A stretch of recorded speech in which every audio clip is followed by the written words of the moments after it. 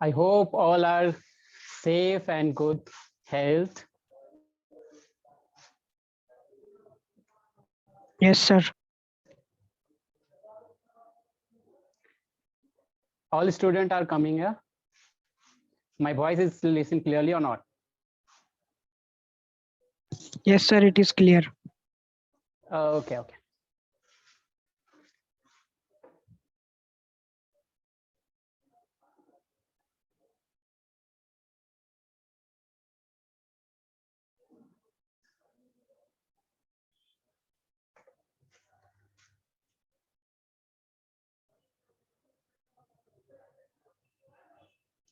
Then start today. Are you comfortable in English or Hindi? Yes. Okay, both language I am used. Okay, let's start.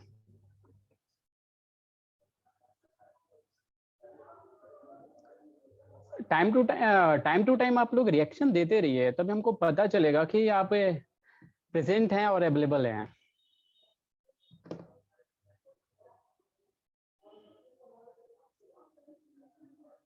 Okay, start करें. Yes sir. Okay, तो start करते हैं अपने introduction से, क्योंकि हम और आप अच्छे तरह से अपने स्टूडेंट को जान जाए और आप हमारे बारे में जान जाए तो काफी अच्छा होगा, क्योंकि हम लोग फ्रेंडली एज अ फ्रेंड की तरह हम पढ़ेंगे. ठीक है, क्योंकि जो डाउट होता है ना, एज अ टीचर आपका क्या होता है, एक तरह से फ्रेंड होता है, आपका दोस्त होता है, जो हर एक क्वेश्चन के पास खड़ा होता है, जो आपको क्वेश्चन के सॉल्यूशन तक पहुंचाता है. आपकी थिंकिंग कैपेबिलिटी क्वेश्चन के आंसर तक पहुंचाने में हम आपके साथ रहते हैं. तो एज ए फ्रेंड हम आप स्टार्ट करते हैं आज की क्लास. तो वन बाय वन आप अपने इंट्रोडक्ट कर देंगे शॉर्ट में, जल्दी से.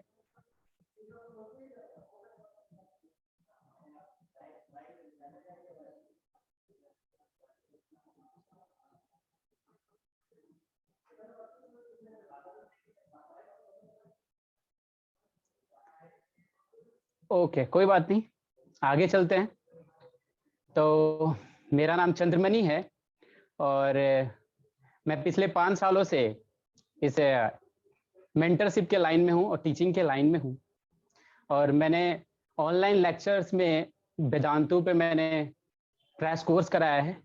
आपने यूट्यूब पे गए होंगे तो एग्जामपुर नाम के एक कोचिंग होगा बुराड़ी में, मैंने ऑफलाइन क्लासेस उसमें ली है. और लगभग 5 साल का मेरा मेंटरशिप और टीचिंग एक्सपीरियंस है.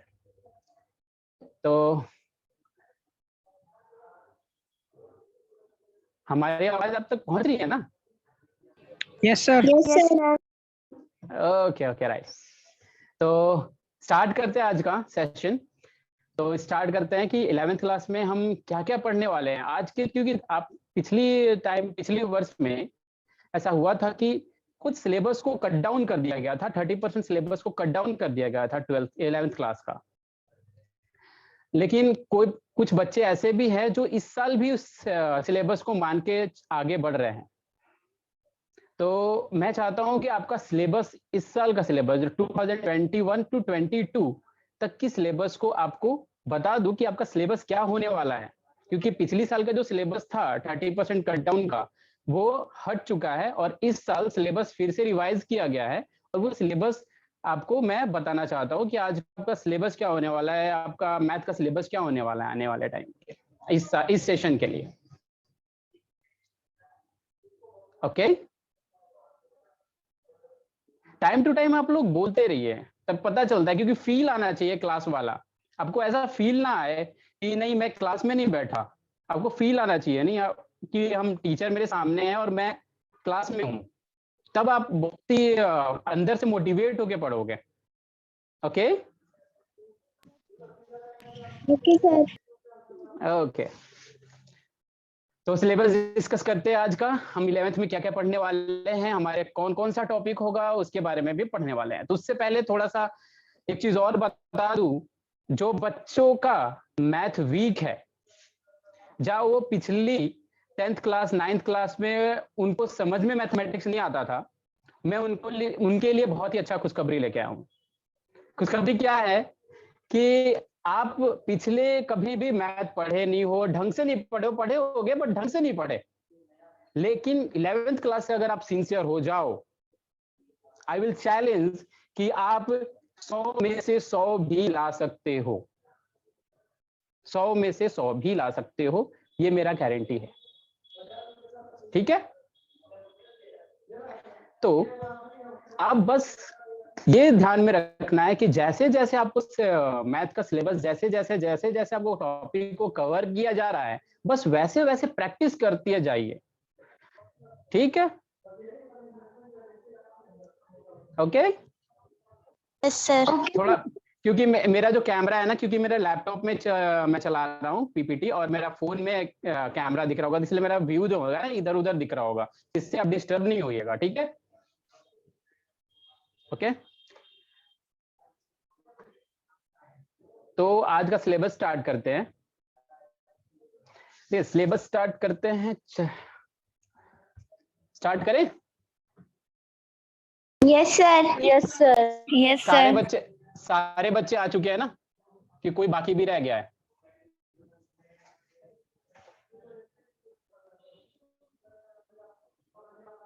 स्टार्ट करते हैं। तो आज का इंट्रो क्लास होने वाला है। आपको पूरी तरह से पीपीटी दिख रही होगी ना स्क्रीन पे? Yes sir. Yes sir. Okay, क्योंकि फर्स्ट क्लास है, सारा कुछ थोड़ा मैनेज करने में टाइम लगेगा, तो इसलिए मैं बार बार इस चीज को रिपीट कर रहा हूँ कि आपको पीपीटी पूरी तरह से दिख रही है कि नहीं दिख रही है आपकी स्क्रीन पे, क्योंकि इतनी मेहनत लगती है पीपीटी बनाने में और आपको दिखे नहीं तो काफी दिक्कत होगा। दिख रही है सर। ओके, चलते स्टार्ट करते हैं। तो आज का फर्स्ट क्लास है और हम स्टार्ट करेंगे सिलेबस से। आज सिलेबस स्टार्ट होगा, वो रिवाइज सिलेबस है जो 2022, 21 और 22 के लिए बना है। ओके, तो आज के टॉपिक में हम क्या क्या कवर करने वाले हैं उसके बारे में थोड़ा डिस्कस कर लेते हैं। देखिए, सबसे पहले हम क्या डिस्कस करेंगे कि आपका जो कोर्स का आउटलाइन है, मतलब क्या सिलेबस होने वाला है 2021 में और 22 में, उसके बारे में हम डिस्कस करेंगे। ओके, फिर हम आज के बारे दूसरा हमारा टॉपिक होगा कि हमने जो टॉपिक पढ़ा वो कितने दिन में खत्म होगा और वो कितना नंबर देके जाएगा आपको एग्जामिनेशन में। ओके, कुछ ऐसे बुक्स भी हैं जिसको आप रेफर कर सकते हैं अपने मैथमेटिक्स के हेल्प लेने के लिए, मैथमेटिक्स को बहुत और अच्छा इंप्रूव करने के लिए। और चौथा पॉइंट हम ये डिस्कस करेंगे कि किस तरह के क्वेश्चन हमारे एग्जाम में बनते हैं, हमारे आने वाले 12th एग्जाम में जो बनेंगे, इससे क्वेश्चन जो होते हैं ना, कुछ कुछ रिलेटेड टॉपिक्स है जो 12th में भी आएंगे। तो 11th इज बहुत इंपॉर्टेंट है और जो इसको पढ़ना बहुत इंपॉर्टेंट है, 12th में भी इसका कुछ कुछ पार्ट मिलेगा आपको। ठीक है, और हम किस तरह से इन सारे टॉपिकों को किस तरह से हम आपको पढ़ाएंगे जो आप इजीली अंडरस्टैंड कर पाए। थोड़ा टाइम तो लगेगा, कोई भी चीज अच्छा होता है, चाहे अच्छा सीखते हैं तो उसके लिए टाइम देना पड़ता है और टाइम लगेगा। मैं गारंटी देता हूं कि अगर आप ये पूरा सेशन मैथ का इस मेथड से खत्म करेंगे तो 100% आप, मेरे हिसाब से तो 100 जाएंगे आप, लेकिन कुछ बच्चे के दिमाग में डाउट रहता है तो हम 99 मान के चलते हैं। ओके, ठीक है। तो पहला टॉपिक डिस्कस करते हैं, कोर्स आउटलाइन क्या होने वाला है आपका 2021 का। देखिए, पहला टॉपिक आपका जो होगा, पहला यूनिट में आपका होगा सेट। ठीक है, ये सेट जो है ये यूनिट है। अब इसका बहुत सारा सब टॉपिक भी है जिसको हम डिस्कस करेंगे जब इस टॉपिक को पढ़ेंगे। ओके,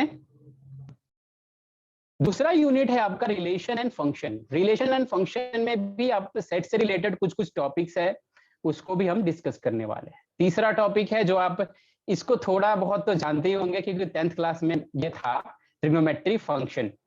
ट्रिग्नोमेट्री आइडेंटिटीज पढ़े होंगे अपने 12th क्लास के लेक्चर में, जिसमें आप एंगल मेजर करते थे, सर्कुलर फंक्शन निकालते थे, आइडेंटिटीज बनाते थे। तो वो आपको यहाँ पर मदद मिलेगी, जो आपने 10th क्लास में पढ़ा था ना, वो ट्रिग्नोमेट्री फंक्शन यहाँ पर आपको हेल्प करेगी। ओके, ठीक है। चलिए फोर्थ यूनिट की तरफ आगे बढ़ते हैं। फोर्थ यूनिट क्या है? फोर्थ यूनिट में ये है प्रिंसिपल ऑफ मैथमेटिकल इंडक्शन, और इसका सब टॉपिक भी होगा, जितने भी हम यूनिट बताइए यूनिट का नाम है, और इसका सब टॉपिक भी होगा, आपके एनसीईआरटी बुक में है ऐसे, ठीक है। तो तब भी मैं एक बार बता देता हूँ, क्योंकि जो दूसरा बताता है तो लोग बहुत अच्छे समझते हैं, और खुद से पढ़ के थोड़ा सा डाउट रह ही जाता है, ओके, इसलिए मैं बता रहा हूँ। 5 टॉपिक कॉम्प्लेक्स नंबर बहुत ही इंपॉर्टेंट कॉम्प्लेक्स नंबर है, जब तक से आप मैथ पढ़िएगा कॉम्प्लेक्स नंबर आपके साथ रहेगा, ओके, ठीक है। 6th है लीनियर इनइक्वालिटी। लीनियर इनइक्वालिटी आपको कहीं ना कहीं आपको लीनियर फंक्शन की तरह दिखेगा, जो आपने 10th क्लास में पढ़ा था, क्वाड्रेटिक इक्वेशन टाइप का मिलेगा आपको, ठीक है। 7th यूनिट देखते हैं। 7th यूनिट जो होता है परम्यूटेशन एंड कॉम्बिनेशन, जो आज में डेटा एनालिटिक्स में यूज किया जा रहा है। आपने सुना होगा डेटा साइंटिस्ट क्या है, ये यहीं से निकल के आ रहा है, परम्यूटेशन एंड कॉम्बिनेशन से, यही सिलेबस है उनका भी। तो ये टॉपिक है आपका परम्यूटेशन एंड कॉम्बिनेशन। एक टॉपिक क्या है आपका, मैं थोड़ा जल्दी तो नहीं बहुत फास्ट तो नहीं बोल रहा हूँ ना? No sir. ठीक है, आप बोलते, अगर कोई भी दिक्कत हो ना बीच में आप इंटरप्ट कर सकते हैं, ऐसा कोई दिक्कत नहीं है, ओके, आपका पूरा हक है, आप अपने हक को मत मारिए, ओके,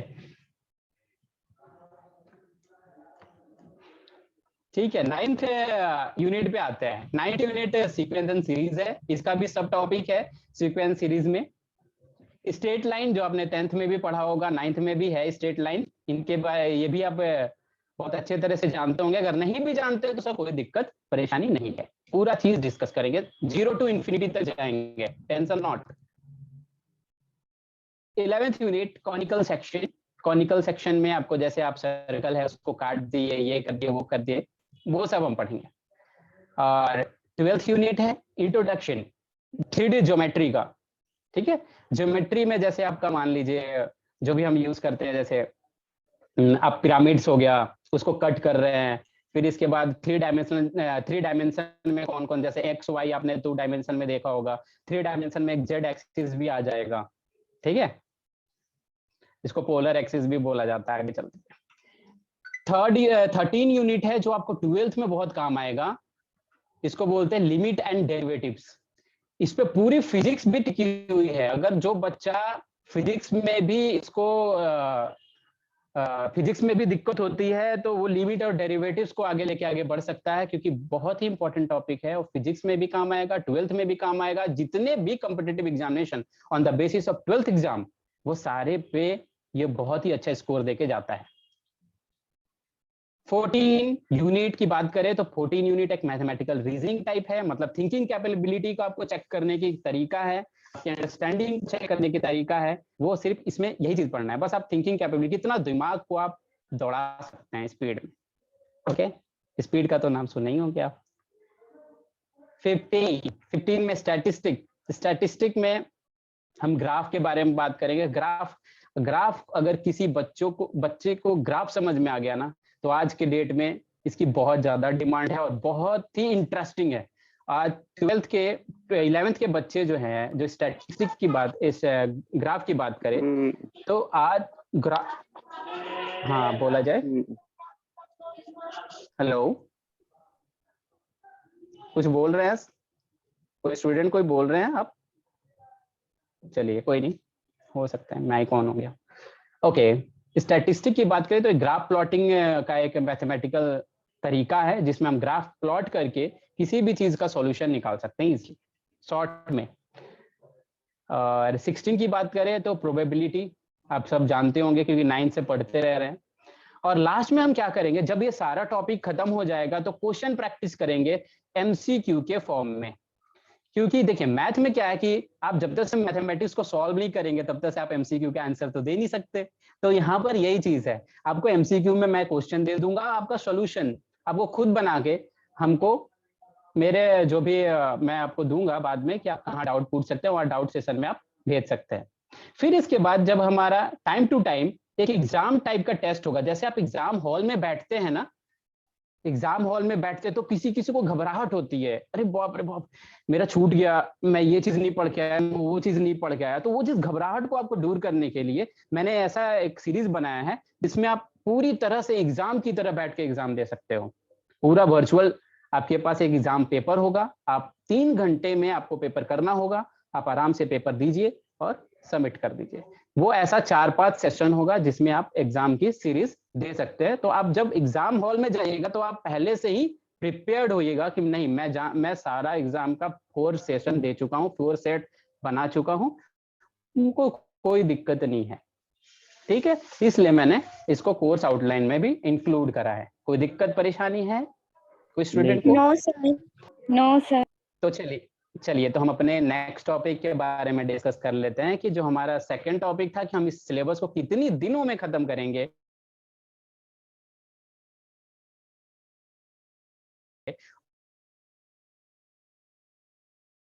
और देखना यूनिट वाइज ही रखा है, कोई दिक्कत नहीं है ना किसी को?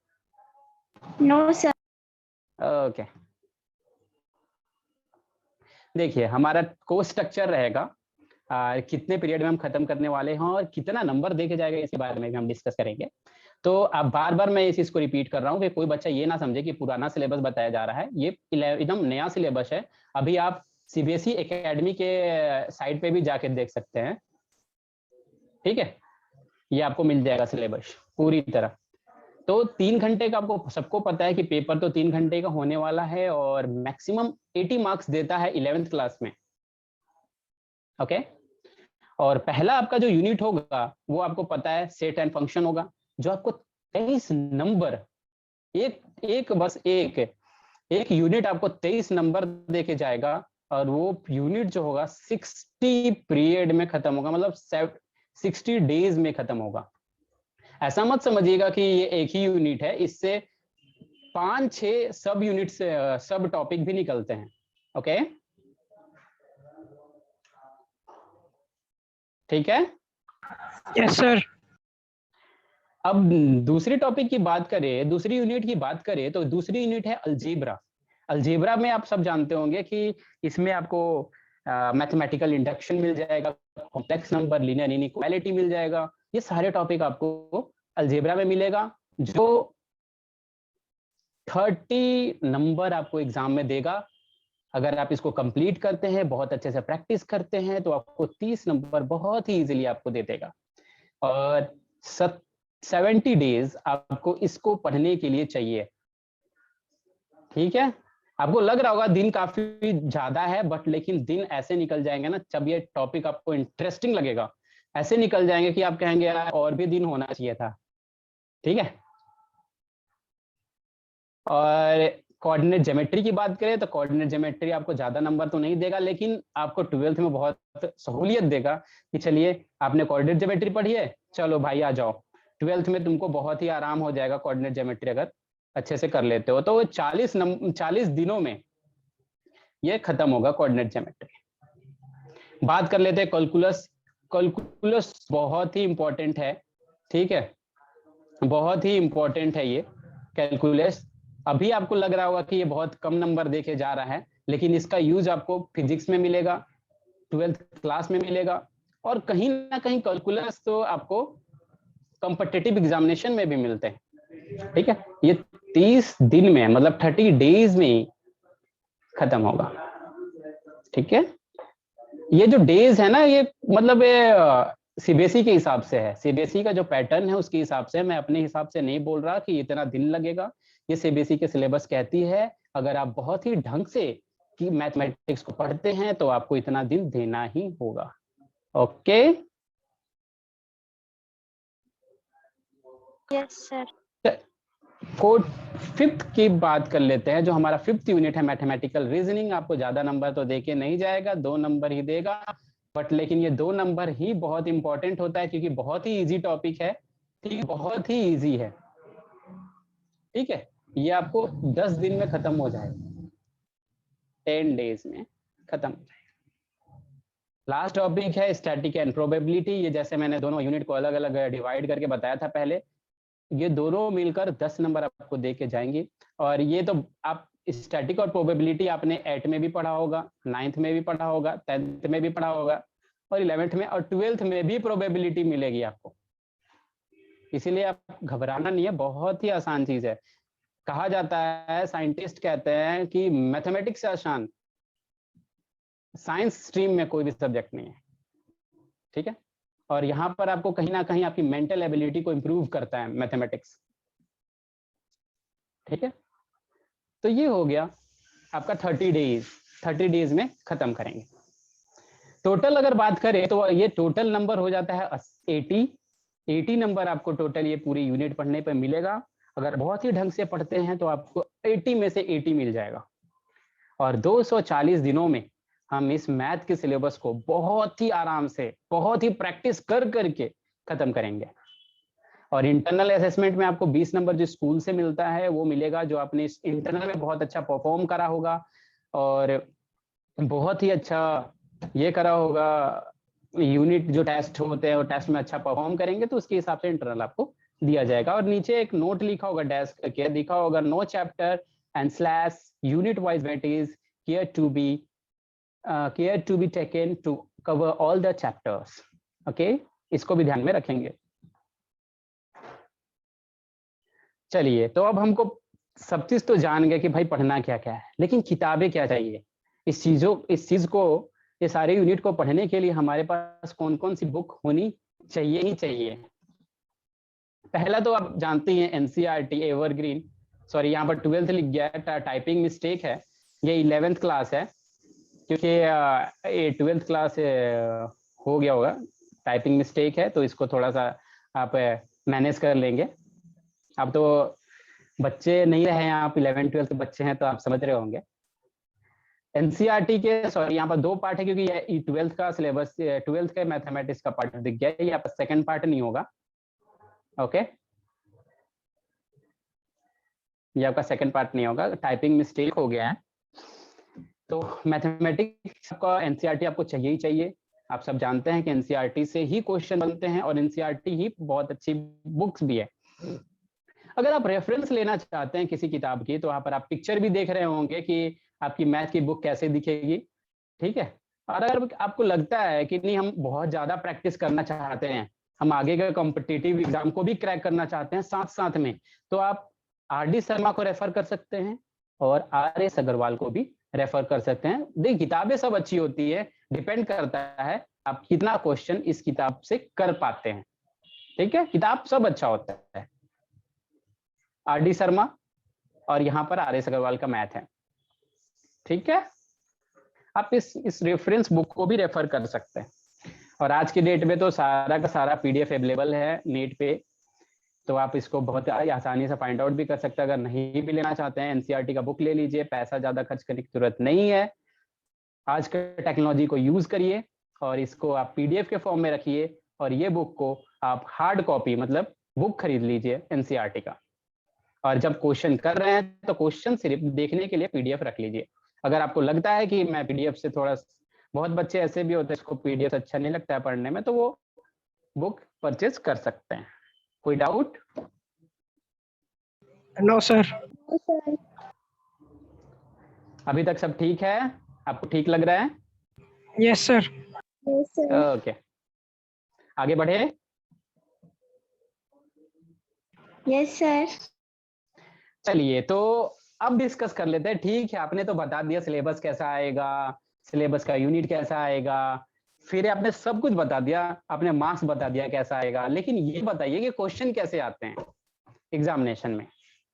तो आपको ये भी आपके दिमाग में जितना भी क्वेश्चन होगा ना, मैं पहले ही क्लियर कर दूंगा कि अगर आपके दिमाग में ये क्वेश्चन, क्योंकि हम भी एक टाइम पे स्टूडेंट थे, हमको पता है कि क्या क्या क्वेश्चन दिमाग में उठते हैं, तो इसके लिए आप थोड़ा सा ये रहिएगा, कोई दिक्कत नहीं है। आप अगर आपके तब भी आपका कोई क्वेश्चन रह जाता है तो आप डायरेक्टली पूछ सकते हैं। तो हमारा जो 4th है टॉपिक, उसमें बात करेंगे टाइपोलॉजी ऑफ क्वेश्चंस, किस किस तरीके के क्वेश्चन हमारे एग्जामिनेशन में पूछे जाएंगे। तो पहला बात कर लेते हैं, जो हमारा पहला है very short answer, VSA. VSA question पूछे जाते हैं जिसको एक क्वेश्चन बनाने के लिए आपको 1 नंबर मिलता है, और ये 1 नंबर जो आपको मैं एमसीक्यू कराऊंगा उससे ये पूरा का पूरा VSA क्वेश्चन पूरा सॉल्व हो जाएगा, कोई दिक्कत नहीं है। और ये जो VSA क्वेश्चन होंगे आपके पेपर में 6 आ सकते हैं, क्योंकि प्रोबेबिलिटी यहाँ पर लिखा गया है, ये जरूरी नहीं है कि 6 ही आएगा, ये आपका 6 क्वेश्चन आने की संभावना है। 6 या 5 या 6 मान के चलिए आ सकता है, या 7 भी हो सकता है, क्योंकि डिपेंड करता है क्वेश्चन देने वाले पे। और आपको पता है जब 6 आएंगे तो 6 नंबर ही मिलेंगे आपको। दूसरा आते हैं long answer type 1। Long answer type मतलब जो 5 से 6 स्टेप में आंसर आ जाए, ज्यादा से ज्यादा मान लो मैक्सिमम 8 स्टेप में आंसर आ जाएगा, तो वो होता है लॉन्ग आंसर टाइप का क्वेश्चन, जो आपको एक क्वेश्चन 4 नंबर देके जाएगा भाई, 4 नंबर। और ये टोटल क्वेश्चन 13 आएंगे आपके पेपर में और आपको 52 मार्क्स देके जाएंगे। Okay okay sir. Long answer type की बात कर ले, जो दूसरी टाइप है हमारे पास, वो है थोड़ा सा स्टेप ज्यादा जाएगा इसमें, लेकिन आपको मार्क्स भी बहुत ज्यादा मिलेंगे।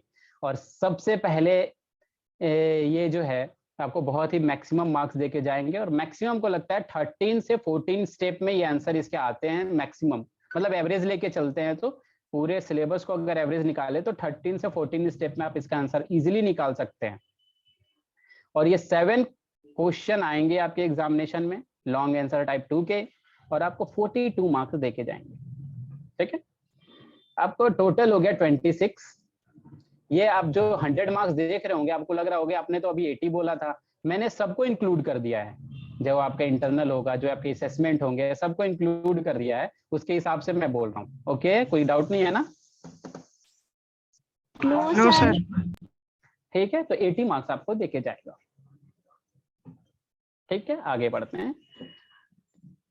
नेक्स्ट हमारा टॉपिक होगा कि चलिए आपने सब कुछ बता दिया, आपने क्वेश्चन तक डिस्कस कर दिया, लेकिन आप पढ़ाइए कैसे?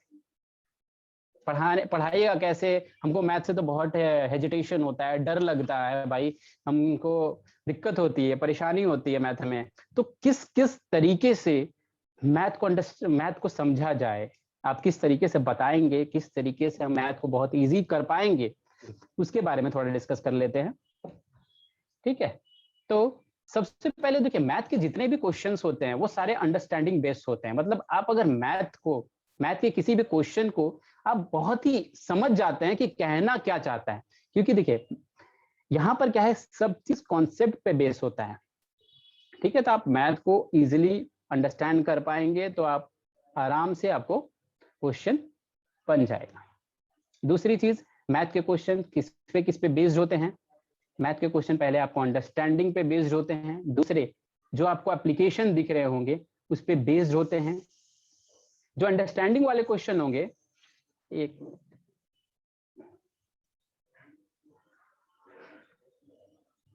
थोड़ा मैं स्क्रीन को नीचे कर रहा हूँ, दिख नहीं रहा है मुझे, तो जो यहाँ पर अंडरस्टैंडिंग वाले क्वेश्चन होंगे सारे कॉन्सेप्ट पे बेस होंगे, और फ्रेज के टाइप में क्वेश्चन आपको दिखेंगे, मतलब एक फ्रेज बना होगा, चाहे एक लैंग्वेज लिखा होगा, उस पे बेस्ड होते हैं। ये 16 मार्क्स के क्वेश्चन आपको अंडरस्टैंडिंग बेस पे होते हैं, और 16% वेटेज को कवर करते हैं आउट ऑफ 100% में से। ओके, कुछ ऐसे क्वेश्चन है जो एप्लीकेशन पे बेस्ड होते हैं। अब एप्लीकेशन क्या होता है? जो सिचुएशन बेस्ड होते हैं। किसी सिचुएशन को दिया गया है क्वेश्चन में कि भाई एक राम है, श्याम है, ये दोनों ने ऐसे साइन के फॉर्म में ऐसे वैसे चला, फिर कॉस के फॉर्म में रिटर्न आया, तो वो सिचुएशन के फॉर्म में है। ठीक है, सिचुएशन बेस्ड क्वेश्चन होते हैं ये सारे। और आपने इसमें सिर्फ सिचुएशन के बेस में क्या करना है, जितना भी टॉपिक में आपने पढ़ा है उसका पूरे के पूरे एप्लीकेशन को दिमाग से झोंक दीजिए, तो आपको ये 25 नंबर दे के चला जाएगा इजीली। 25% वेटेज है आउट ऑफ 100 में से। ठीक है, फर्स्ट पॉइंट छूट गया यहाँ पर। फर्स्ट पॉइंट में देखिए, रिमेम्बर, तो कुछ ऐसे क्वेश्चन भी हैं जिसको आपको फार्मूला बेस्ड होता है, बोलते हैं ना बार बार फार्मूला नहीं याद आ रहा, तो कुछ ऐसे भी क्वेश्चन है जिसको आपको सिंपली रिकॉल करके आप उसको कर पाएंगे। जैसे आपको क्वेश्चन करा दिया, आपको लगता है कि ये थोड़ा अजीब टाइप का क्वेश्चन है, तो रिकॉल करना पड़ेगा उस टाइप का क्वेश्चन को बार बार आपके दिमाग में, मतलब उसको प्रैक्टिस करना पड़ेगा एक तरह से कहा जाए तो अदर भाषा में। इसको आपको प्रैक्टिस करना पड़ेगा और इजीली आप इसको कर पाएंगे। ये ज्यादातर ये रीजनिंग बेस्ड क्वेश्चन होते हैं, एनालिटिकल स्किल्स जिसके पास होती है जैसे एनालिटिकल बेस्ड होते हैं और थिंकिंग बेस्ड होते हैं, ये ज्यादातर क्वेश्चन जो शॉर्ट में रिकॉल किया जाता है। तो इस टाइप के हम क्वेश्चन को भी मैथ में देखेंगे। मैथ के जितने भी यूनिट है ना, सारे के सारे यही 5 तरीके से सॉल्व होंगे, यही 5 तरीके से। और जो 5th है वो है इवेल्युएट। ठीक है, आपके जजमेंट पे डिपेंड करता है कि ये क्वेश्चन कैसे बनना चाहिए। और मैथ में तो मैक्सिमम क्वेश्चन आपके जजमेंट पे ही होगा, मैथ के मैक्सिमम क्वेश्चन आपके जजमेंट पे होगा। ये डिपेंड नहीं करता कि उसका आंसर आ रहा है कि नहीं आ रहा, लेकिन आपका जजमेंट अगर सही है, आपका तरीका सही है, आपका वे सही है, तो उसको स्टेप मार्किंग मिलता है। इसलिए बोला जाता है स्टेप मार्किंग होता है मैथमेटिक्स में। क्यों होता है? क्योंकि आपके जजमेंट पर डिपेंड करता है। ठीक है, कुछ ऐसे क्वेश्चन मिलेंगे आपको बहुत ज्यादा उसमें दिमाग खर्च करना पड़ेगा आपको। ठीक है, बहुत ज्यादा दिमाग की जरूरत पड़ेगी, बहुत ज्यादा आपको उसमें ब्रेन लगाना पड़ेगा कि हर एक स्टेप में कुछ नया नया पॉइंट ऐड होते जाएंगे, कुछ पिछले रिलेटेड टॉपिक से कुछ पॉइंट ऐड होते जाएंगे। जैसे आपको ट्रिग्नोमेट्री में कुछ पॉइंट होंगे जो आइडेंटिटी से भी उठ के आएंगे। ठीक है, कुछ आपको फंक्शन से उठ के आएंगे, कुछ आपको एंगल से उठ के आएंगे, तो उसको ध्यान में रखना पड़ेगा। आपको रेडियन से डिग्री में बदलना होगा। तो ऐसे वैसे हाई ऑर्डर थिंकिंग के क्वेश्चंस आपको मिलेंगे। ठीक है, ओके। Yes, sir. चलिए, तो हमने सब कुछ डिस्कस कर लिया। अगर किसी का डाउट है, किसी का और भी कुछ चीज बाकी रह रहा है तो बताया जाए। आपकी भी कुछ 5 मिनट के लिए बात सुन लेते हैं, फिर इसके बाद आगे हम बात करेंगे।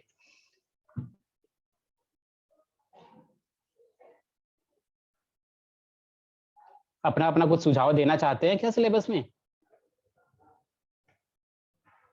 No sir. ठीक है, तो देखिए, अब सारी बात तो हो गई। बात अब ये होने वाली है कि अब हम कौन सा टॉपिक स्टार्ट करें। 1 बाय 1 कोई स्टूडेंट बोल सकता है कि हाँ आपको कौन सा टॉपिक बहुत अच्छा लगता है, पसंद है, उसके हिसाब से हम एवरेज निकाल के ये डिसाइड करेंगे कि कौन सा टॉपिक पहले पढ़ाया जाए। क्योंकि सारा टॉपिक इंडिविजुअल बेस्ड होता है और सारे टॉपिक एक दूसरे से बहुत कम इंटरकनेक्टेड है। कोई अपना सुझाव दे सकता है?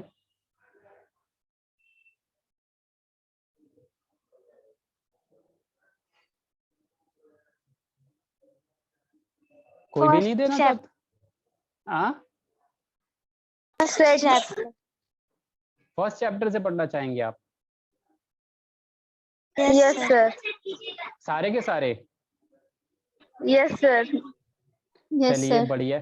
बढ़िया है। फर्स्ट चैप्टर से भी स्टार्ट हो सकता है। लेकिन मैं थोड़ा सा अपने तरफ से सुझाव, मैं फोर्स नहीं कर रहा, बट लेकिन आपको बताना चाह रहा हूँ कि आपको कौन सी टॉपिक स्टार्ट होनी चाहिए एज इट इज। क्योंकि आप इस 11th क्लास में नए हैं, मैंने इस 11th क्लास से गुजर चुका हूँ, तो आपको थोड़ा सुझाव दे रहा हूँ कि अगर आप ट्रिग्नोमेट्री से स्टार्ट करें तो काफी अच्छा होगा। क्यों पता है? क्योंकि आपने 10th में इसको अभी जस्ट पढ़ के पास हुए हैं, जस्ट, तो आपको थोड़ा सा आपको कंफर्टेबल फील होगा कि नहीं ये कुछ जाना पहचाना सा चीज है। ऐसे सेट में भी कुछ ज्यादा हैवी चीज नहीं है, बहुत ही नंबर्स है, नंबर्स के बाद वेन डायग्राम्स हैं, उसमें कोई दिक्कत नहीं होगा। बट लेकिन ट्रिग्नोमेट्री अगर आप पढ़ेंगे तो इंटरेस्ट आएगा।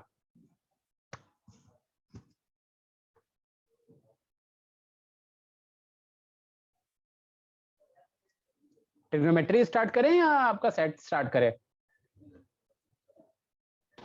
Trigonometry. ट्रिग्नोमेट्री और भी Yes, स्टूडेंट sir. क्योंकि देखिए मेरे हिसाब से मैं कह रहा हूँ, आप अपने हिसाब मेरे कहे हुए पे मत जाइएगा, क्योंकि मैं सिर्फ यही बता सकता हूँ कि ट्रिग्नोमेट्री इसलिए मैं बोल रहा हूँ क्योंकि आपने जस्ट अभी 10th क्लास में ट्रिग्नोमेट्री आइडेंटिटीज पढ़ा है, ट्रिग्नोमेट्री एंगल्स पढ़ा है, आपने रेडियन से डिग्री में बदलने का फॉर्मूला जाना है, तो आपको इजी होगा ट्रिग्नोमेट्री फंक्शन को समझने में और आपको कंफर्टेबल फील होगा, क्योंकि फर्स्ट ही टॉपिक अगर हमने थोड़ा सा बिना जाने वाला टॉपिक को स्टार्ट कर देते हैं तो थोड़ा सा मोरल डाउन होता है, क्योंकि वो बच्चों को जो थोड़ा वीक है उनको डाउन होगा कि नहीं सर थोड़ा दिक्कत हो रहा है, सर हमको अच्छा नहीं लग रहा है, तो ऐसा दिमाग में थिंकिंग आने लगेगा। तो मैथ को ऐसा पढ़ते हैं ना, जैसे जो हमारा सारे तरफ जो दिख रहा है मैथमेटिक्स में, तो ट्रिग्नोमेट्री फंक्शन मुझे लगता है कि स्टार्ट करना अच्छा होगा।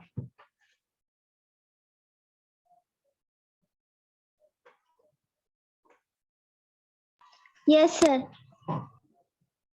बॉयज का आवाज तो नहीं आ रहा, कहाँ गए ये सारे? Yes sir. अरे आवाज तो, अरे कम से कम बोल तो। ओके सर, स्टार्ट कर दो। हाँ तो चलो आगे बढ़ते हैं।